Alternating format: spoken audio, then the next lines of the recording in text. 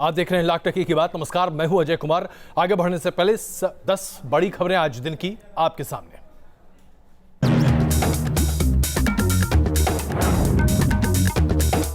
केंद्रीय वित्त मंत्री निर्मला सीतारमण ने पेश किया बजट। इनकम टैक्स स्लैब में कोई बदलाव नहीं। 2 करोड़ से ज्यादा की आमदनी वालों को 3% और 5 करोड़ से ज्यादा की आमदनी वालों पर 7% का सरचार्ज लगेगा। सिर्फ आधार कार्ड से भी भरा जा सकेगा income tax return. Petrol diesel होगा महंगा, 1 रुपए प्रति लीटर के सेस का ऐलान। सोना समेत कीमती धातु भी होंगे महंगे। कस्टम ड्यूटी 10 से बढ़ाकर 12.5% करने का ऐलान हुआ। 45 लाख तक के होम लोन पर 3.5 लाख रुपए तक ब्याज पर टैक्स नहीं। 31 मार्च 2020 तक खरीदे जाने वाले घरों पर नियम लागू। इलेक्ट्रिक व्हीकल लोन पर ब्याज चुकाने वालों को 1.5 लाख रुपए की अतिरिक्त छूट। स्टार्टअप शुरू करने वालों के लिए जुटाए गए फंड की जांच नहीं करेगा इनकम टैक्स विभाग। 2024 तक हर घर को साफ पानी मुहैया कराने का ऐलान। 97% लोगों को हर मौसम में घर तक पहुंचने की पक्की सड़क देगी सरकार। 1.5 करोड़ सालाना से कम कारोबार करने वाले छोटे व्यापारियों को पीएम कर्मयोगी मानधन योजना के तहत पेंशन मिलेगी। पीएम मोदी ने आशा, आकांक्षा और विश्वास का ड्रीम बजट बताया। कहा गरीब को बल मिलेगा, युवाओं को बेहतर कल। विपक्ष ने बजट को निराशाजनक करार दिया। मध्य प्रदेश और उत्तराखंड में बारिश के बाद बाढ़ का कहर। दिल्ली एनसीआर में भी हुई बारिश। उत्तर प्रदेश के कुछ हिस्सों में बारिश के बाद सड़कों से बस्तियों तक पानी भरा। इंदौर में नगर निगम ने जर्जर मकान तोड़ा। इसी मकान के डिमोलिशन रोकने के लिए आकाश विजयवर्गीय ने नगर निगम अधिकारी को बल्ले से पीटा था। अदालत के आदेश के बाद नगर निगम ने मकान मालिक को रहने के लिए जगह दी थी। शनिवार को पटना की सीजेएम अदालत में पेश होने पहुंचेंगे कांग्रेस सांसद राहुल गांधी। बिहार के डिप्टी सीएम सुशील कुमार मोदी ने किया मानहानि का केस। राहुल गांधी ने कर्नाटक के कोलार की चुनावी रैली में मोदी सरनेम वालों को चोर बताया था। पूर्वी दिल्ली के कड़कड़डूमा इलाके में लगी भयानक आग। दिल्ली सरकार के स्वास्थ्य निदेशालय की 3 मंजिलों पर आग फैल गई। इन मंजिलों पर विजिलेंस और नर्सिंग होम सेक्शन से जुड़े दस्तावेज रखे हुए थे। 22 दमकल गाड़ियां और 60 से ज्यादा दमकल कर्मी आग बुझाने में जुटे। दक्षिण कैलिफोर्निया में 6.4 रिक्टर तीव्रता के भूकंप की वजह से तबाही का मंजर नजर आया। लॉस एंजलिस से 250 किलोमीटर दूर था ये भूकंप का केंद्र। जगह जगह से आई हादसों की तस्वीर। एहतियात के तौर पर 30,000 से ज्यादा लोगों को निकाला गया। और आइए आज की सबसे बड़ी खबर आपके सामने प्रस्तुत करते हैं। सूरत में मॉब लिंचिंग के खिलाफ निकाली गई रैली के दौरान एक जबरदस्त हंगामा हुआ है और ये खबर अभी हम आपके सामने प्रदर्शित कर रहे हैं। पुलिस और प्रदर्शनकारियों के बीच में बड़ी झड़प हुई है। लोगों ने पुलिस वालों पर पथराव किया है। प्रदर्शनकारियों पर काबू पाने के लिए पुलिस ने आंसू गैस के गोले भी छोड़े हैं। बताया जा रहा है कि सूरत के नानपुरा इलाके में मॉब लिंचिंग के खिलाफ रैली निकाली गई, लेकिन इसके लिए प्रशासन से इजाज़त नहीं ली गई थी।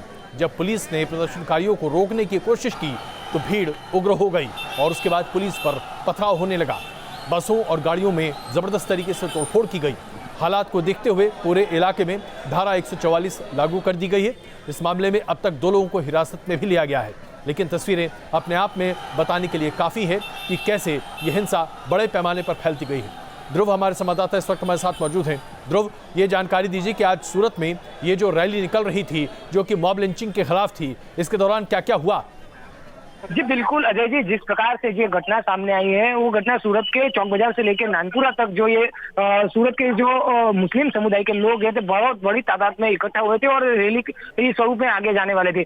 जिस प्रकार से पूरे देश में जिस प्रकार मॉब लिंचिंग की जो घटनाएं सामने आ रही है और ताजेतर में अभी फिलहाल थोड़े दिन पहले ये जो लखनऊ में भी एक मुस्लिम युवक के साथ जो जिस प्रकार की घटना सामने आई उसके खिलाफ ये सूरत के मुस्लिम समुदाय के लोग इकट्ठा हुए थे। सूरत के चौक बाजार से लेकर नानपुरा तक तकरीबन 25,000 से ज्यादा जो मुस्लिम समुदाय के लोग हैं वो इकट्ठा हुए थे और मौन रैली के स्वरूप में वो सूरत पुलिस कमिश्नर और कलेक्टर को आवेदन पत्र देने जाने वाले थे। लेकिन जिस प्रकार से ये जो घटना सामने आई थी उसमें पुलिस कमिश्नर द्वारा उसको परमिशन नहीं दी गई, इजाजत नहीं दी गई थी। फिर भी इन लोगों ने ये जब इतनी बड़ी संख्या में रैली निकाली गई थी तो सूरत पुलिस द्वारा इन लोगों को रोकने का प्रयास किया गया था। उस समय ये पूरी घर्षण की घटना सामने आई थी। पुलिस के साथ मुस्लिम समुदाय के लोगों ने बहुत बड़ी मात्रा में जब इकट्ठा हुए तो उन्होंने घर्षण शुरू कर दिया था और पथराव शुरू कर दिया था, जिसके कारण पुलिस ने भी लाठीचार्ज शुरू किया था, टीयर गैस बिछाए थे और उसके बाद इन लोगों ने जो सिटी बस है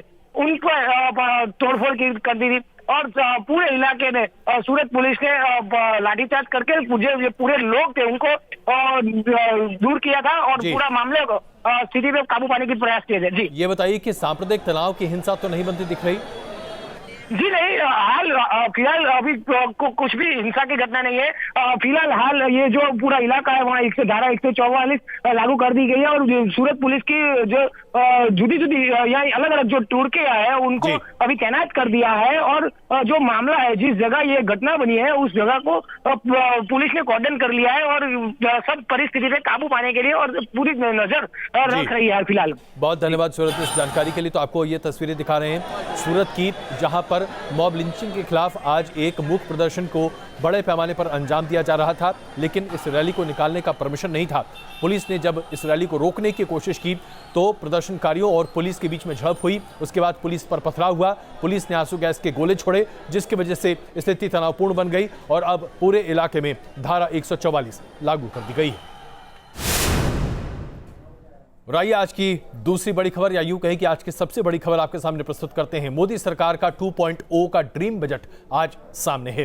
देश की पहली वित्त मंत्री, महिला वित्त मंत्री निर्मला सीतारमण ने 125 मिनट के अपने भाषण में मध्य वर्ग को जरा निराश तो किया, लेकिन देश की दिशा और दशा आर्थिक दृष्टि से किस तरीके से आगे बढ़ सकती है, इससे लेकर अपना पूरा ब्यौरा सामने रखा है।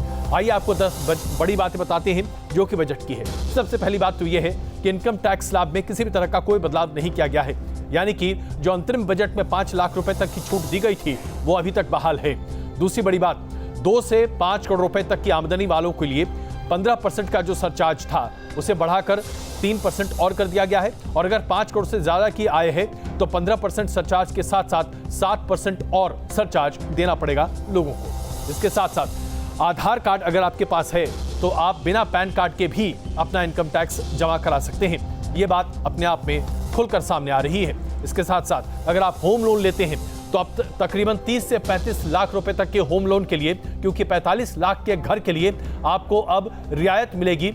अब इंटरेस्ट सबवर्जन 2 लाख से बढ़ाकर 3.5 लाख रुपए कर दिया गया है। इसके साथ साथ मीडिया, एविएशन, बीमा, सिंगल ब्रांड रिटेल में एफडीआई की सीमा को बढ़ाने का सरकार ने फैसला लिया है, जिससे इन तमाम क्षेत्रों में बढ़त आ सकती है। 2022 तक हर घर को बिजली के साथ जोड़ना, गैस के कनेक्शन के साथ जोड़ना, ये प्राथमिकता है। और इसके साथ साथ ये माना जा रहा है कि 2025 तक हर घर में पेयजल पानी के तौर पर उपलब्ध होगा, पाइप्ड वाटर मिलता दिखाई देगा। इसके साथ साथ तकरीबन वो कारोबारी जिनकी वार्षिक आय 1.5 यानी कि 1.5 करोड़ है, उनके लिए बीमा की एक नई योजना शुरू की जा रही है और उन्हें पेंशन भी दिया जाएगा, यानी कि कारोबारियों को भी वृद्ध उम्र में काफी सहूलियत देने की बात कही जा रही है। कुल मिलाकर देखा जाए तो एक ऐसा बजट है जिससे देश की दिशा निर्देश तो आप देख रहे हैं, लेकिन अभी बहुत सारी चीजें फलीभूत होती नहीं दिखाई देगी, लेकिन दिखेगा कुछ वक्त बाद। और बजट से मध्य वर्ग के लोगों की हालांकि कोई खास राहत नहीं दिखाई दी है, लेकिन न्यू इंडिया इस बजट को किस तरीके से देख रहा है, आइए जरा आपको दिखाते हैं। ये देश को समृद्ध और जन जन को समर्थ बनाने वाला बजट है। इस बजट से गरीब को बल मिलेगा, युवा को बेहतर कल मिलेगा। इस बजट के माध्यम से मध्यम वर्ग को प्रगति मिलेगी, विकास की रफ्तार को गति मिलेगी। इस बजट से टैक्स व्यवस्था का सरलीकरण होगा, इंफ्रास्ट्रक्चर का आधुनिकीकरण होगा। ये बजट भारत को दुनिया की एक बड़ी ताकत बनाने वाला बजट है। $5 ट्रिलियन की इकोनॉमी को बनाना है आने वाले 5 वर्षों में। मुझे खुशी है कि हमारे इंपोर्ट और पोल्यूशन को कम करने के लिए इस बार वित्त मंत्री जी ने जो इलेक्ट्रिक व्हीकल्स हैं, चाहे वो बाइक हो, ऑटो रिक्शा हो, कार हो या बस हो, इसके लिए उन्होंने ड्यूटी 5% पे लाई है और ये एक बहुत बड़ी बात है, और जिसके कारण इस देश में इलेक्ट्रिक व्हीकल का मैन्युफैक्चरिंग बढ़ेगा। सरकार अपनी पीठ थपथपा रही है क्योंकि सरकार ने दरअसल अपने हिसाब से एक ऐसा बजट प्रस्तुत किया है जो कि आम आदमी के लिए हितकारी है। लेकिन आइए जरा अब आपको बताएं कि इस बजट के साथ क्या क्या चीजें महंगी होती जाएंगी और किन चीजों के लिए आप जरा अपनी बचत बढ़ा पाएंगे। सबसे पहले बात करते हैं कि आखिरकार क्या चीजें हैं जो सस्ती होने जा रही हैं। यानी कि आप अगर घर ले रहे हैं और घर खरीदने का सपना है आपका, 45 लाख रुपए तक के घर को अगर आप खरीदना चाहते हैं तो आपको 1.5 लाख रुपए सालाना का फायदा हो सकता है, जो कि सामने है। इसके साथ साथ इलेक्ट्रिक वाहन अगर आप खरीद रहे हैं तो उसमें भी 1.5 लाख रुपए तक का फायदा आपको मिल सकता है। मोबाइल फोन पर आपको थोड़ी सी राहत मिलेगी। चार्जर और लिथियम बैटरीज पर आपको राहत मिलेगी, यहाँ पर आप पैसे बचा सकते हैं। इसके साथ साथ सेट टॉप बॉक्स, कैमरा और अगर आप ठंड से अपने आप को बचाव करना चाहते हैं तो उन पर आपको राहत मिलती दिखाई देगी। लेकिन आइए जरा बात करते हैं वो कौन सी जगह है जहां आपकी जेब पर भार पड़ने वाला है। 36 चीजों से कस्टम ड्यूटी बढ़ा दी गई है, जिसकी वजह से विदेशों से आने वाले सामान काफी महंगे होते दिखाई देंगे। जैसे कि पेट्रोल और डीजल अब पहले से महंगा हो जाएगा। सरकार ने 2 रुपए की राहत विधानसभा के चुनाव से पहले दी थी, लेकिन अब उसमें से 1 रुपए सरकार ने बढ़ाकर वापस कर लिया है। शादी के सीजन सामने है, ऐसे में सोना और चांदी दोनों अब महंगा होने जा रहा है क्योंकि सरकार ने इस पर इंपोर्ट ड्यूटी बढ़ा दी है। इसके अलावा साबुन, प्लास्टिक, रबर, कागज, ये तमाम चीजें महंगी होने जा रही हैं। बाहर से आई आयातित किताबें, सेरेमिक, टाइल्स, स्टील के बर्तन, ये भी महंगे होने जा रहे हैं। अगर आप स्प्लिट एयर कंडीशनर्स खरीद रहे हैं तो आप तैयार हो जाइए कुछ और पैसा देने के लिए। इसके साथ साथ stone crusher plant, loud speaker, तमाम चीजें महंगी होने जा रही हैं। वीडियो कैमरा, यहाँ तक कि सीसीटीवी कैमरा जो बाहर से आयोजित किया जाता है वो भी महंगा होने जा रहा है। ऑप्टिकल फाइबर, कांच और साथ ही साथ पढ़ने का चश्मा और चश्मा, सब कुछ महंगा होने जा रहा है। यानी कि महंगे होने वाली चीजें कहीं ज्यादा हैं, सस्ती होने वाली चीजें जरा कम ही हैं। लेकिन क्या कीजिएगा, सरकार चाहती है कि देश तरक्की करे। हमारी रेट ऑफ ग्रोथ 7% से ज़्यादा है, तो अगर ऐसा ग्रोथ इनका है तो इनको सेस लगाने की क्या ज़रूरत थी। 7% सेस लगाना जो 5 करोड़ से ज़्यादा कमाते हैं, और 3% सेस लगाना जो 3 से 5 करोड़ कमाते हैं। उन्होंने कहा क्या, केवल थोड़े से इन्होंने पंक्तियां तमिल में पढ़ दी और हिंदी में पढ़ दी और वाह वाह हो गया। कोई बजट नहीं आने वाला, गरीबों का ठगने वाला, ठग के वोट लिया गरीबों को। अब गरीबों का पैसा दे दे के वोट ले लिया, गरीब के लात मार के सब गरीब बच्चा के मारने का काम किया। और क्या किया? आम आदमी का बजट नहीं है, बड़े घराना के बड़े बड़े लोग के बजट है। आम आदमी का, आम जनता के बजट नहीं है। विपक्ष के तमाम नेता एक स्वर से कह रहे हैं कि इस बजट में आखिरकार था क्या। लेकिन आइए आपको बताते हैं कि कैसे मोदी सरकार ने बजट की परिभाषा को हमेशा के लिए बदल दिया है। अब बजट नहीं कहा जाएगा, अब इसे बही खाता कहा जाएगा। जी हाँ, अब से आप किसी भी टेलीविजन चैनल पर शायद बजट शो नहीं देखेंगे, आप बही खाता शो देखेंगे। और वो इसलिए क्योंकि बजट का नया नाम कर दिया गया है बही खाता। और जिस तरीके से पुराने जमाने में लाल कपड़े में बही खाते को लपेट कर लाया जाता था, वित्त मंत्री ने ठीक उसी अंदाज में बही खाते को संसद में प्रस्तुत किया। तो आइए अब आपको दिखाते हैं मोदी सरकार का ये नया बदलाव। विशालतम जनादेश वाली सरकार के बजट के पिटारे पर सुबह से पूरे देश की उम्मीद लगी थी। लेकिन जब वित्त मंत्री निर्मला सीतारमण और वित्त मंत्री बजट की पोटली लेकर बाहर निकले तो बजट वाले बक्से का रंग और आकार बदला हुआ दिखाई दिया। निर्मला सीतारमण के हाथों में रेशमी कपड़े की तरह चमकता हुआ फोल्डर नुमा थैला था, जिसके ऊपर अशोक स्तंभ बना हुआ था। यहां से निकलकर वित्त मंत्री निर्मला सीतारमण और वित्त राज्य मंत्री अनुराग ठाकुर दोनों राष्ट्रपति से मिलने पहुंचे। संसद में वित्त मंत्री ने करीब 125 मिनट का बही खाता भाषण पढ़ा। इस दौरान वित्त मंत्री के हिंदी में पढ़े गए एक शेर पर सदन में तालियां भी खूब बजी। यकीन हो तो कोई रास्ता निकलता है, यकीन हो तो कोई रास्ता निकलता है, हवा की ओट भी लेकर चराग जलता है। निर्मला सीतारमण ने बिना रुके अपना बजट भाषण पूरा किया। जब लोकसभा अध्यक्ष ने सांसदों और वित्त मंत्री को धन्यवाद कहा तो एक बार फिर सदन तालियों से गूंज उठा।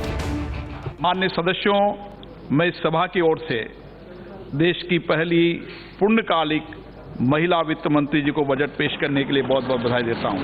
और मैं सभी माननीय सदस्यों को भी 2 घंटे 15 मिनट तक आपने जिस शांतिपूर्ण ढंग से सरकार के पहले बजट को सुना, उसके लिए भी आपको बहुत बहुत बधाई देता हूं। निर्मला सीतारमण भारत की पहली पूर्णकालिक वित्त मंत्री हैं जिन्होंने बजट यानी बही खाता पेश किया है। Team news nation. और आइए इसके साथ साथ आपको यह भी बताएं कि सांकेतिक तौर पर मोदी सरकार ने यह बात स्पष्ट करने की कोशिश की है कि यह सूट बूट की सरकार नहीं है, और वो इसलिए क्योंकि अल्ट्रा रिच, जी हां, सुपर रिच टैक्स तो पहले ही हिंदुस्तान में लगा हुआ था, यानी कि 50 लाख से ज्यादा की आमदनी है तो आपको 10% सरचार्ज देना पड़ता था। 1 करोड़ से ज्यादा की आमदनी है तो आपको 15% सरचार्ज देना पड़ता था। लेकिन अब अल्ट्रा रिच यानी कि अगर 2 करोड़ से ज्यादा की आपका आमदनी है तो आपको 15 के साथ साथ 3% और सरचार्ज देना पड़ेगा। अगर आपकी आमदनी 5 करोड़ से ज्यादा है सालाना तो 15 के साथ साथ 7% और सरचार्ज देना पड़ेगा। तो आइए आपको दिखाते हैं, मध्य वर्ग को कुछ खास न मिला, लेकिन अल्ट्रा रिच के लिए दिन अच्छे नहीं है। अमीरों के लिए महंगा पड़ा बजट, अब अमीरों को करनी पड़ेगी और जेब ढीली। मिडिल क्लास के टैक्स स्लैब में कोई बदलाव न कर सरकार ने आम टैक्स पेयर को कोई राहत तो नहीं दी, लेकिन अमीरों पर अतिरिक्त सरचार्ज लगाकर अपनी मंशा जाहिर कर दी। बजट पेश करते हुए वित्त मंत्री निर्मला सीतारमण ने अमीरों की आमदनी पर अतिरिक्त सरचार्ज लगाने का ऐलान किया, जिसके तहत अब 2 से 5 करोड़ की आमदनी पर 3% सरचार्ज लगेगा। 5 करोड़ रुपए सालाना से अधिक आय वाले लोगों पर 7% अतिरिक्त सरचार्ज लगेगा। इतना ही नहीं, खाते में 1 साल में 2 करोड़ से ज्यादा की निकासी पर 2% TDS कटेगा। एकदम बड़े बड़े जो कंपनीज हैं, जो लाखों करोड़ों का टर्नओवर है जिनका, वो शायद उतना प्लीज नहीं हो, लेकिन 99% ऑफ योर सरचार्ज के अलावा सरकार ने कॉर्पोरेट टैक्स में भी इजाफे का ऐलान किया। वित्त मंत्री निर्मला सीतारमण ने बजट भाषण में कहा कि देश में 400 करोड़ का टर्नओवर करने वाली कंपनी को अब 25% की दर से कॉर्पोरेट टैक्स देना होगा। इससे पहले 250 करोड़ रुपए तक का कारोबार करने वाली कंपनियों पर कम दर से टैक्स लगाया गया था। कंपनियों की कारोबार सीमा बढ़ने से अब 99.3% कंपनियां घटे हुए दर के दायरे में आ गई हैं। ये करने से जो टैक्स नेट बढ़ेगी, जो टैक्स पेयर की नेट बढ़ेगी, उससे सरकार को काफ़ी फायदा होगा और काफ़ी लोग जो इनकम टैक्स के दायरे में नहीं है वो भी आएंगे, ऐसा लग रहा है। अमीरों के इनकम पर सरचार्ज और बढ़े कॉर्पोरेट टैक्स से जाहिर है सरकार खजाना भरना चाहती है, तो वहीं आम टैक्स पेयर्स को सिर्फ इस बात की राहत मिली है कि वो पैन की जगह आधार के इस्तेमाल से IT रिटर्न्स दाखिल कर सकते हैं। Team news nation. दिल्ली में आज एक जबरदस्त आग लगी जिसकी वजह से एक बहुत बड़े दफ्तर में ऐसी लपटें दिख रही थी जो अपने आप में अप्रत्याशित थी। स्वास्थ्य विभाग के निर्देशालय के 6ठी मंजिल पर आग लगी जो कि 8वीं मंजिल तक पहुंच गई। बताया जा रहा है कि इन मंजिलों पर नर्सिंग होम और विजिलेंस सेक्शन के दस्तावेज रखे थे जो बुरे तरीके से जल चुके हैं।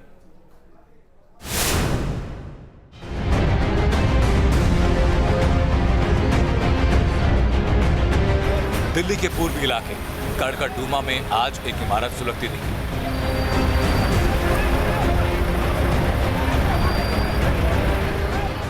इमारत पर आग इतनी भयानक रूप से फैली हुई थी कि उस पर काबू पाना आसान नहीं था। आग 6ठी, 7वीं और 8वीं मंजिल पर लगी थी। देखते ही देखते एक कमरे से उठता धुआं इतनी तेजी से आसपास के कमरों में फैला कि इमारत की ऊपरी मंजिलों में आग ही आग दिखने लगी। थोड़ी देर बाद मुझे एकदम धमाका सा नजर आया, जो एक शीशा टूटा था, तो मैं फटाफट इधर से अपनी स्कूटी लेता हुआ कड़कड़डूमा की रेड लाइट से आनंद विहार थाने की तरफ से इधर की ओर आकर देखने की शायद आग लगी है। जब तक मैं इधर आया स्वास्थ्य विभाग की तरफ तो देखा तो कई लोग जो थे, इनके कर्मचारी थे, वो बिल्डिंग से भाग के नीचे आ रहे थे, तो पता लग चुका था कि आग लग चुकी है। आग इस इमारत में लगी थी, लेकिन पास की दूसरी इमारत जो थी वो हेडगेवार अस्पताल की थी। इस आग की तपिश, गर्मी और धुएं से उस अस्पताल में भर्ती मरीजों की हालत खराब होने लगी। इस इमारत में दिल्ली सरकार के स्वास्थ्य निदेशालय का दफ्तर है। जिन मंजिलों पर आग लगी है उनमें निदेशालय की विजिलेंस और नर्सिंग होम सेक्शन के दस्तावेज रखे हुए थे। बताया जा रहा है कि सारे दस्तावेज इस आग में खाक हो गए। डॉक्यूमेंट्स जितने भी अंदर होते हैं ये सब मेडिकल से रिलेटेड है, कोई मेडिकल स्टोर का है, कोई किसी प्रकार का है, ये सब के सब जलकर राख हो चुके हैं। सूत्र बता रहे हैं कि इस आग के पीछे साजिश भी हो सकती है, क्योंकि जिस तरीके से इमारत के सबसे अहम सेक्शन में अचानक आग लगी और फैली, उसे लेकर आशंका बढ़ रही है। फिलहाल गनीमत यही रही कि इस आग में किसी की जान को कोई नुकसान नहीं हुआ। करीब 2 घंटे की मशक्कत के बाद आग पर काबू पाया गया। Avneesh Chaudhary, news nation, Delhi. हमने लाख टके का स्पेशल आपके सामने प्रस्तुत किया था, जिसमें हमने आपको बताया था कि किस तरह से पश्चिम बंगाल में कट मनी का प्रचलन इतना बड़ा है, जो कि आज ममता बनर्जी के लिए उनके खुद के गले की फांस बनता जा रहा है। वित्त राज्य मंत्री अनुराग ठाकुर ने न्यूज नेशन पर एक बड़ा खुलासा किया। उन्होंने कहा कि सरकार बहुत जल्द कट मनी को लेकर बड़ा फैसला करने जा रही है। इसको लेकर एक एक पैसे का हिसाब होगा और राज्य सरकार से सभी योजनाओं के बारे में पूरी जानकारी ली जाएगी। आइए आपको दिखाते हैं अनुराग ठाकुर ने क्या कहा।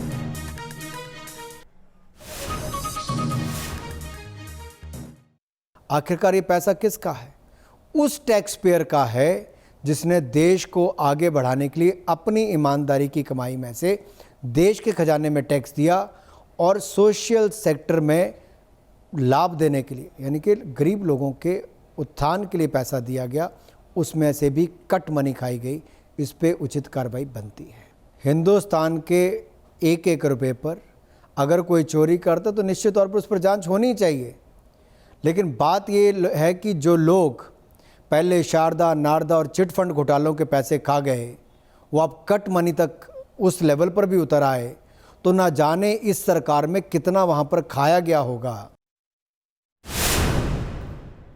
तो ये इंटरव्यू आप न्यूज नेशन पर जरूर देखिएगा और हम आपको बताने जा रहे हैं कि कट मनी को लेकर न्यूज नेशन ममता बनर्जी की सरकार का यूं ही दामन आसानी से छोड़ने वाला नहीं है। कुछ ही देर में हम आपको एक छोटा सा ब्रेक लेंगे। उससे पहले ये दिखाना चाहते हैं कि कुछ तस्वीरें जो वाकई में अपने आप में जरा अलग सी होती हैं, उसे कहते हैं ऐसा कहीं देखा है। देखिए जरा आप।